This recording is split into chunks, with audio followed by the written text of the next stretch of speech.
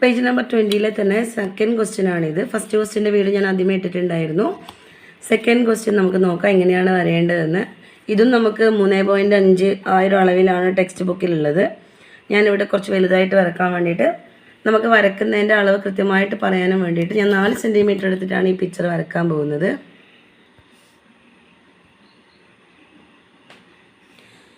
നാല് സെൻറ്റിമീറ്റർ എടുത്തിട്ട്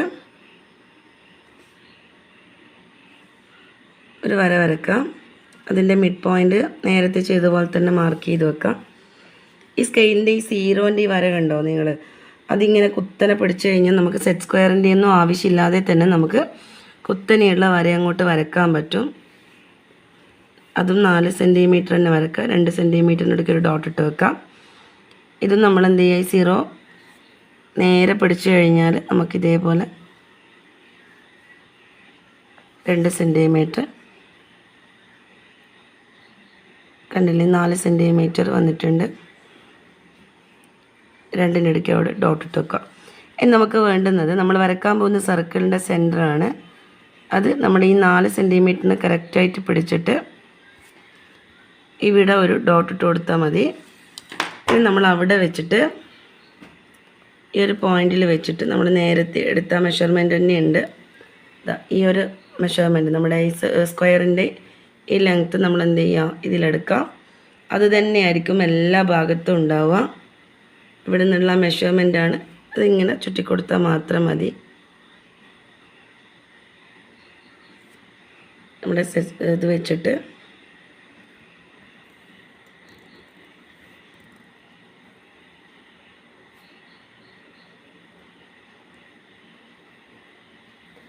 സർക്കിൾ വരച്ചിട്ടുണ്ട്. ഇനി എന്ത് ചെയ്യാം, നമ്മൾ നേരത്തെ ഇട്ടിട്ടുള്ള പോയിൻറ്റുകളൊക്കെ അവിടെ ഉണ്ട്. ഇവിടെയൊക്കെ പോയിൻ്റ് ഉണ്ട്. അത് നമ്മൾ എന്ത് ചെയ്യുക, യോജിപ്പിച്ച് കൊടുക്കാം.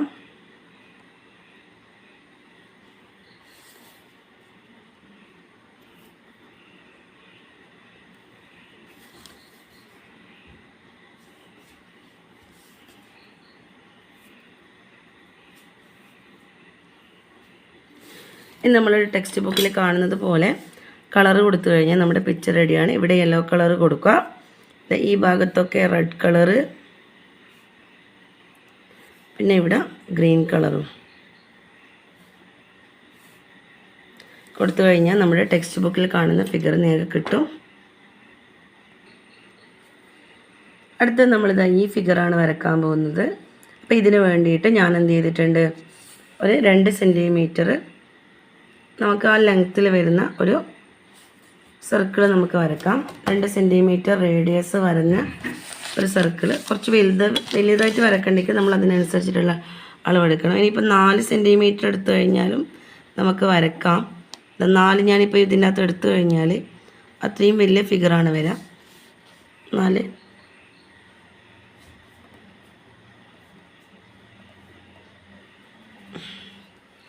നമ്മുടെ സർക്കിൾ വരച്ചിട്ടുണ്ട്.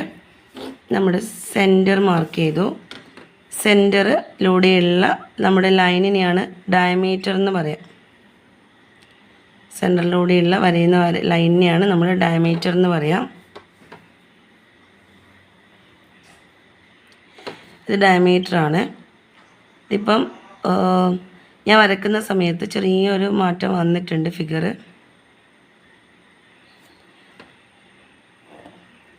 ഫിഗറിന് ചെറിയ ഒരു മെഷർമെൻറ്റ് കുറവ് വന്നിട്ട് 7.6 ആയിട്ടുള്ളൂ. പകുതി എന്ത് ചെയ്തിട്ടുണ്ട്, 4 കുറച്ച് കുറവായിട്ടാണ് ഞാൻ മാർക്ക് ചെയ്തിട്ടുള്ളത്. നമ്മുടെ സെൻറ്റർ നമുക്ക് എപ്പോഴും കൃത്യമായിട്ടാണ് കിട്ടുക. ഇനി നമ്മുടെ ഇതിൻ്റെ നേരെ ഒരു പകുതിയായിട്ട് ഈ ലൈൻ്റെ പകുതി നമ്മൾ കറക്റ്റ് മെഷർമെൻറ്റ് എടുത്തു കഴിഞ്ഞാൽ നമുക്ക് ആ ലെങ്ത്തിൽ തന്നെ കിട്ടും.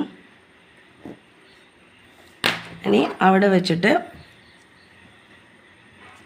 ഇവിടെ വെച്ചിട്ട് നമ്മൾ എന്ത് ചെയ്യുക, ഈ ഒരു മെഷർമെൻറ്റ് നമ്മുടെ ഈ ഒരു പകുതി മെഷർമെൻറ്റ് ഇതെടുക്കാം. പകുതി മെഷർമെൻറ്റ് എടുത്തിട്ടാണ് ഇപ്പോൾ ചെയ്യുന്നത്.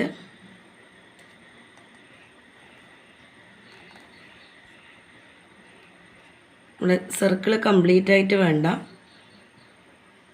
ഇത്രോളം വരഞ്ഞു കൊടുത്താൽ മതി.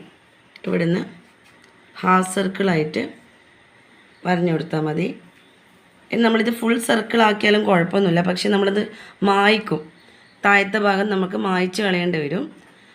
ഇനി ഇതേപോലെ എന്ത് ചെയ്യുക, ഇവിടെ വെച്ചിട്ട് നമുക്ക് ഇങ്ങോട്ടേക്ക് മാറ്റിയെടുക്കാം. ഇവിടെ വെച്ചിട്ട് ഇതേ മെഷർമെൻറ്റിൽ, ഇതിൻ്റെ മെഷർമെൻറ്റിൽ, ഈ മെഷർമെൻറ്റിൽ ഇങ്ങോട്ടേക്ക് കംപ്ലീറ്റ് വരയണ്ട, ഇത്രോളം വരഞ്ഞാൽ മതി.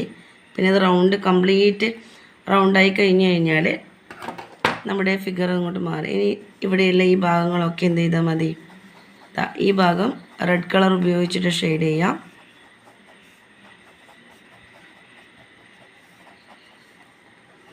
അതിൻ്റെ താഴത്തെ ഭാഗം ബ്ലാക്ക് കളർ ഉപയോഗിച്ചിട്ട്, പെൻസിൽ കൊണ്ടാണല്ലോ വരയുക നിങ്ങൾ, അപ്പോൾ ഈ ലൈനൊക്കെ അങ്ങോട്ട് മായ്ച്ച് കളഞ്ഞാൽ മതി. ലൈന് വേണമെന്നില്ല, നമ്മളതിനൊക്കെ പോയിൻ്റ് ഇട്ടിട്ട് വരഞ്ഞാൽ മതി. അപ്പോൾ ഇതാണ് നമ്മുടെ ആ പിക്ചർ. നല്ല ഭംഗിയിൽ ഷെയ്ഡ് കൊടുത്തു കഴിഞ്ഞാൽ ഭംഗിയിൽ നമ്മുടെ ആ പിക്ചർ തന്നെ നിങ്ങൾക്ക് കിട്ടുന്നതായിരിക്കും.